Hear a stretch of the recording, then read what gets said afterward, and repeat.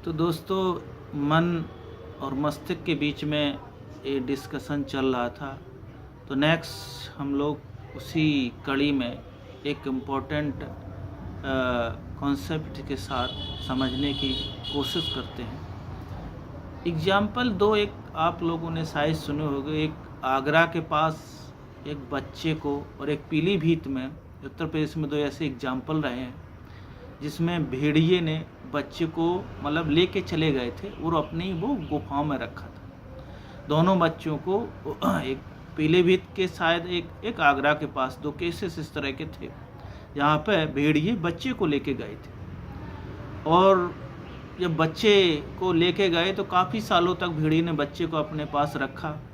तो जब बच्चे लोगों ने देखे और दोनों लाए बच्चे, तो देखा गया कि वो भेड़िए की तरह आवाज़ कर रहे हैं, भेड़िए की तरह चल रहे हैं, भेड़िए की तरह मतलब उनका खाना पीना सारा सब कुछ भेड़िए की तरह हो गया।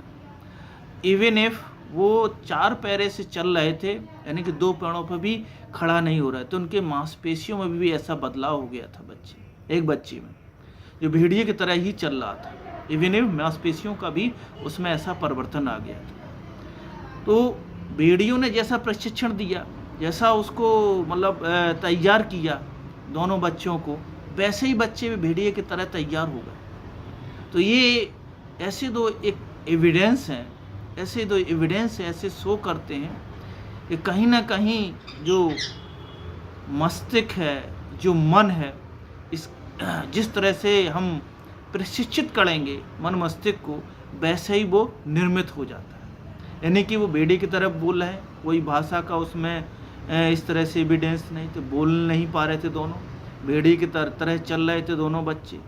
ये इम्पोर्टेंट केस हैं, स्पेशली बहुत इंटरेस्टिंग मतलब केस स्टडी रहे इस एग्जाम्पल, जो मोस्टली साइकोलॉजी के लिए भी, मोस्टली एजुकेशन के भी लिए और बच्चे को सिखाने के लिए भी हम समझ सकते हैं इन 2 इम्पोर्टेंट केसों से कि कैसा ऐसे हो गया। क्योंकि जब भेड़िए ने पाला है तो स्वाभाविक है, जो मनुष्य का बच्चा है तो उसको मनुष्य की तरह बोलना चाहिए था, है ना, मनुष्य की तरह रहना चाहिए। नहीं, जब भेड़िए ने पाला तो उसके बहुत सारे जो गुण हैं, रहने का सलीका है, तरीका है, वो भेड़िए की तरह हो।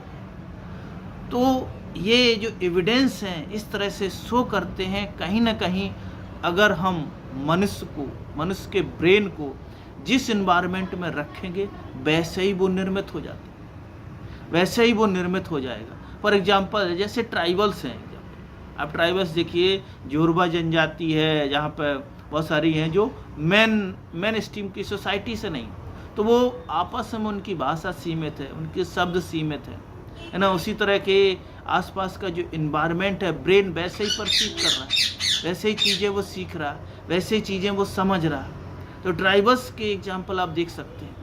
तो उस तरह से बच्चे वो तैयार हो रहे हैं, निर्मित हो रहे हैं। तो माइंड का जो निर्माण है ना, मस्तिष्क का जो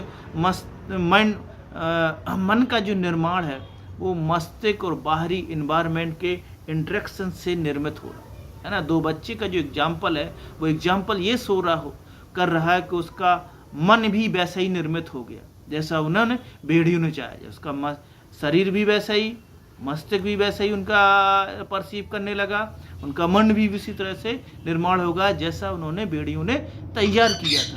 ये चीज़ें कहीं ना कहीं इस तरह से एग्जाम्पल्स हैं, इस चीज़ पे इशारा करते हैं कि हम बच्चे को जिस तरह के मस्तिष्क में कंडीशंस देंगे, है ना, बॉडी में जिस तरह से कंडीशंस देंगे, वैसे ही उसका मन का निर्माण होगा। ध्यान रखना, मन का निर्माण कैसा होगा, जैसा हम मस्तिष्क में उसकी कंडीशंस देंगे, बाहर का एनवायरनमेंट देंगे, खाना देंगे, पीना, वो सारी जो कल्चरल चीज़ें हैं, जिस तरह से हम सोशलाइज करेंगे बच्चे को, सोशलाइजेशन जिस तरह से करेंगे वैसे ही उसका मन का निर्माण होगा, है ना। फॉर एग्जाम्पल्स ये आप स्पेशली देख सकते हैं ना, जैसे रूरल और अर्बन के माइंड सेट है, माइंड दोनों डिफरेंट हो जाते हैं, जबकि ब्रेन क्या है, एक ही तरह का है, लेकिन दोनों डिफरेंट माइंड कैसे निर्मित हो जाती है कि दोनों डिफरेंट कंडीशन में रखे जा रहे हैं, दोनों डिफरेंट सोशलाइजेशन किया जा रहा है। तो बच्चा मोस्टली ये डिपेंड करता है कि किस तरह का हम उन्हें बाहर का एनवायरनमेंट दे रहे हैं, वो उसी हिसाब से परसीव करता रहता है और जैसा ही परसीव करेगा वैसे ही उसका मन का निर्माण होगा। और ध्यान रखना, फॉर एग्जाम्पल से अगर हम एक एग्जाम्पल इस हिसाब से आप समझ सकते हैं, अगर हम बच्चे को उस फैमिली के अंदर रखते हैं जहाँ न्यूक्लियर फैमिली है ना, न्यूक्लियर फैमिली है, तो बहुत से लोगों से हम कट ऑफ कर लेते हैं। एक गार्जियन है, उनके बच्चे के है ना ग्रैंडफादर है, मम्मी पापा है और बच्चे, तीनों, ये 3 जनरेशन है। तो उनका माइंड सेट कैसा होता है? सीमित हो जाता है। अगर सिटी के अंदर है, बाहर परिवेश से हम लिमिटेड कर दे रहे हैं, तो वो माइंड उसी तरह से निर्मित हो जाता है। जो हम कंडीशन कैसी दे रहे हैं एक न्यूक्लियर फैमिली के अंदर, कि बहुत सारे उनके सेंस हैं, बहुत सारे माइंड के जो एरियाज हैं वो निर्मित नहीं हो पाते, है ना, विकसित नहीं हो पाते, क्योंकि ब्रेन की जो कंडीशन है उस तरह के निर्मित सीमित हो गई। एक कमरे के अंदर, बॉक्स के अंदर, स्कूल के बॉक्स के अंदर। वहीं एक रूरल एरिया में देखिए, अगर एक बच्चा है गांव में, तो एक समुदाय के अंदर, बड़े समुदाय के अंदर रह रहा है, बहुत लोगों के साथ उसका रिफ्लेक्शन हो रहा है, बहुत लोगों से वो बातचीत कर रहा है, मामा है, बुआ है, ये सारे लोग हैं, चाचा हैं, ताऊ हैं, ताऊ के लड़के हैं, तो डिफरेंट लोगों से उसका रिफ्लेक्शन हो रहा है। तो माइंड उसका उसी हिसाब से बनेगा। ध्यान रखना, जिस तरह की परिवेश और कंडीशंस हम दे रहे हैं ह्यूमन ब्रेन को, मस्तिष्क को, वैसे ही उसमें कंडीशन निर्मित होगी, वैसा ही उसका माइंड बनेगा। जबकि मोस्टली जो थिंकिंग आ रही थी, जो विकसित अभी तक आ रही थी थिंकिंग माइंड के बारे में, ऐसा माना जा रहा था पहले ही से माइंड होता है, पहले ही से माइंड होता है ब्रेन के अंदर। नहीं, अगर ऐसा होता तो भेड़ियों को ले जाके दोनों बच्चे ले गए थे, तो उनका माइंड विकसित नहीं हो पाया। उनकी ब्रेन की जो कंडीशन है भेड़ी ने वैसी बना दी थी, अपने एनिमल की तरह, जानवर की तरह। तो उनका मन वैसा बनना चाहिए था, मनुष्य की तरह, दोनों बच्चों का। लेकिन दोनों बच्चों का मन वैसा नहीं बन पाया, भेड़िए की तरह हो गया। भाषा उसी तरह से, आवाज़ ही उसी तरह के निकल रही।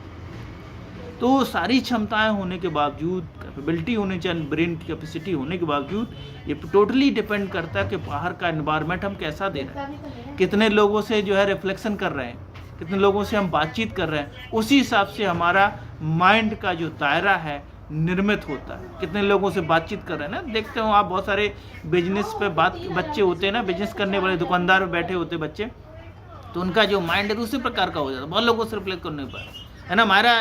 और प्लस ये भी होता है, जैसे हम बहुत सारी स्टडी करते हैं, एजुकेशन करते हैं, बहुत सारे किताब बुक्स पढ़ते हैं, तो उस हिसाब से भी ब्रेन का एक मस्तिष्क का, मन का दायरा निर्मित हो जाता है, बड़ा हो जाता है उसका। बहुत सारे वो जो उसके कह सकते हैं ना, मन के जो ब्लॉकर्स हैं वो खुल जाते हैं, है ना, ओपन हो जाते हैं, एक सराउंड के साथ लिंकेज होने लगते हैं कहीं ना कहीं। तो मन मोस्टली ये मीडिएटर है किसके? बाहरी इन्वायरमेंट के और मस्तिष्क के साथ, है ना। मस्तिष्क और बाहरी इन्वायरमेंट के बीच की कड़ी है मन। तो हम क्लियरली समझ सकते हैं मन क्या, बाहरी इन्वायरमेंट और मस्तिष्क के बीच की कड़ी है। तो हम जो जितना भी लर्निंग है वो माइंड के थ्रू, ब्रेन में कंडीशन के रूप में, और ब्रेन में जिस तरह से कैपेसिटी, मन की क्षमताएं, जिस तरह से ज़्यादा सीखेंगे, इन्वायरमेंट के साथ जितना इन्वायरमेंट करेंगे, पीपल्स के ज़्यादा इंट्रैक्शन रखेंगे, किस टाइप का इंट्रैक्शन करेंगे, किस तरह का हमारा सोशलाइज होगा, वैसे ही मन का निर्माण होगा। क्लियर है, हम समझ सकते हैं। तो ये बहुत नेसेसरी है, आवश्यक है समझने के लिए मस्तिष्क का जो करेक्टर है और मन का जो नेचर है, तभी हम अपने बच्चों को एजुकेशन, शिक्षा को जो डायमेंशन है वो देने को समझ सकते हैं, है ना। तो ये नेसेसरी है, आवश्यक समझना इसकी ब्रेन की जो कंडीशंस है ना, किस तरह से हिस्टोरिकली कैसे निर्मित हुआ। जब तक अभी तक की जो मोस्टली फोकस थिंकिंग है वो ह्यूमन माइंड और ब्रेन, मस्तिष्क और मन को एक साथ देखती रही है, सेपरेट नहीं देखती रही। दोनों चीज़ें आपस में लिंक है, दोनों सेपरेट भी हैं। मन जो है बाहरी परिवेश के साथ लिंक होता है, मस्तिष्क उसका आधार है। तो लर्निंग की जो प्रोसेस है, मीडिएटर है वो मन है ना। जिस तरह से तो मन, ब्रेन को जैसे ही हम से कंडीशंस देंगे, जिस तरह का परिवेश देंगे, वैसे ही मन हमको लर्न करके सीखने का, उस हिसाब से अपने आप मन का अपना दायरा निर्मित होगा सीखने का, है ना। जितने स्टिमुलस देंगे, जितने ज़्यादा लोगों से बातचीत करेंगे, जितना हम चीज़ें सीखने के लिए स्पेस देंगे, वैसे ही हमारा मन निर्मित होता चला है। ध्यान रखना, जो आप लोगों ने देखा होगा ना, जो मोस्टली एजुकेशन से दूर हैं, जो कम पढ़े लिखे हैं, या फिर जो लोगों से कम इंटरेक्शन करते हैं, उनके माइंड का जो दायरा है वो सीमित हो जाता है, लिमिटेड रहता है ना। तो माइंड का जो दायरा है एक्सपेंड करना है, बड़ा करना है, वो कहीं ना कहीं आपको